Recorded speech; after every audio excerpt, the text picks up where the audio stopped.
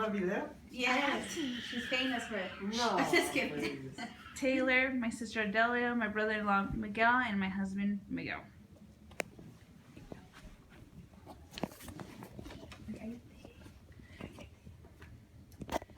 So my speech is about schizophrenia, and I'm going to tell you about the causes, signs, and symptoms, the treatments, and the history. So personally, I've not experienced any major illnesses. Different people and or families have gone through different patches in their lives. Some experiences not being able to hear, having heart problems. Those are just examples of what could happen to one. Some experience the illness of schizophrenia. I personally have not been diagnosed or known someone who has schizophrenia. I do know having schizophrenia is not something that is easy to live with. I researched more on schizophrenia to get more familiarized with the disorder. I want to share with you the causes, signs, symptoms to identify the illness, the treatments used to control schizophrenia, and the history of how schizophrenia was to become identified. The first aspect of schizophrenia is causes, signs, and symptoms. Schizophrenia can be caused by different factors. Schizophrenia is caused by gene. 10% of people who have first-degree relatives with disorder, example, parent, brother, or sister. Schizophrenia is caused by environment, exposure to viruses, malnutrition before, and problems during birth. Schizophrenia is caused by different brain chemistry, such as interrelated reactions of the brain involving neurotransmitters, dopamine, and glutamate. Schizophrenia is caused by structure examples, fluid-filled cavities at the center of the brain called ventricles are larger in some people with schizophrenia. Schizophrenia comes along with signs showing possible schizophrenia. Hallucinations are one of the signs. Voices are the most common type of hallucination in schizophrenia. People with schizophrenia can hear voices for a long time before anyone else notices the problem. Another sign of schizophrenia is thought disorder. A person has trouble organizing his or her thoughts or connecting them logically. Schizophrenia signs are continued delusions are a part of schizophrenia. People with schizophrenia sometimes believe they are someone else, such as famous or historical figure.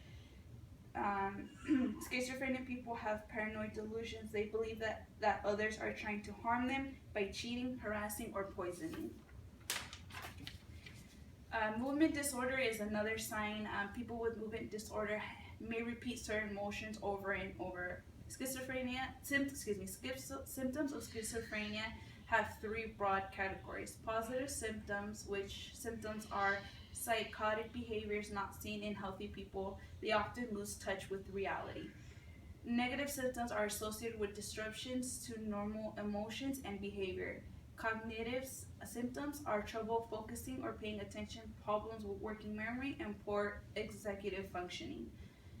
At-risk people are the 1% of Americans that have this illness. Schizophrenia affects men and women equally.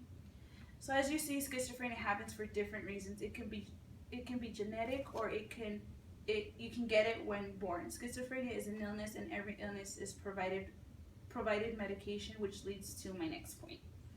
The second aspect of schizophrenia is treatment. I'm going to pronounce this wrong. Antipsychotic medications help to normalize biochemical imbalances that cause schizophrenia. They reduce the likelihood of relapse.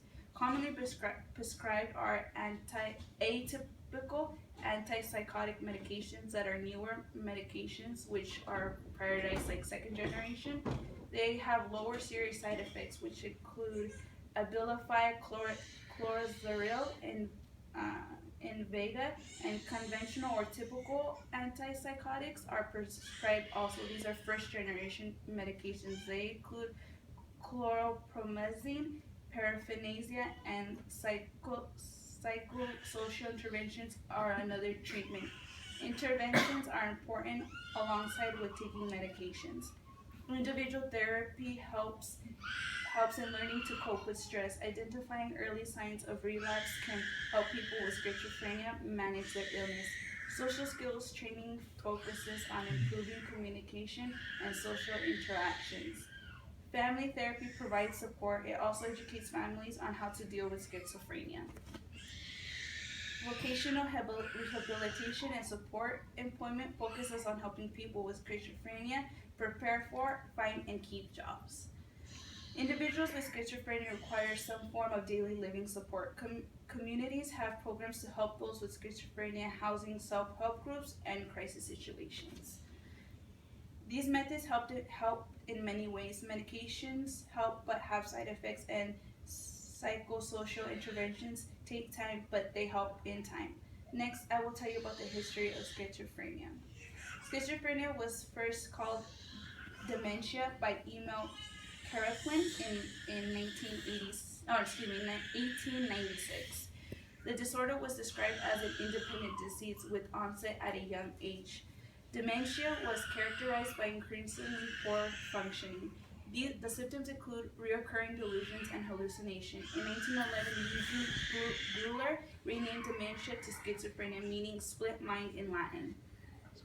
Bleuler believed schizophrenia to be related to disorders occurring together rather than independently. He believed that the symptoms did not get worse in all patients. Most will agree with Bleuler's assertion, but the disorder does not always lead to poor functioning. Also, they lean towards Kraepelin's definitions of symptoms and cause. Treatments for schizophrenia and other severe psychiatric disorders now include electroshock therapy and lobotomies.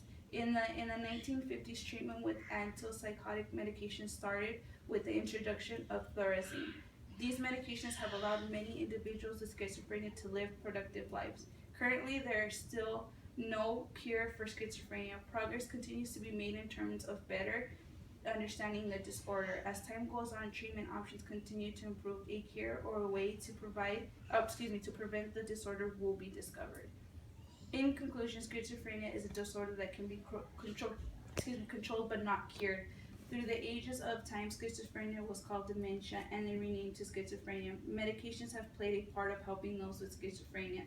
There are people out there suffering from this disorder. It's a way of their life, but it's not a comfortable life.